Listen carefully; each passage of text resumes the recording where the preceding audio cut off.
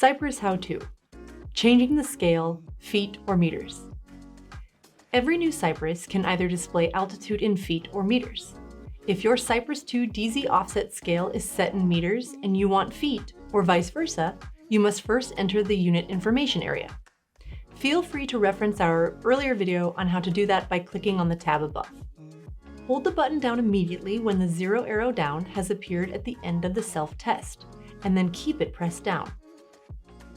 After the unit has shown the flight counter, the serial number, and the next possible maintenance date, it shows the feet or meter setting.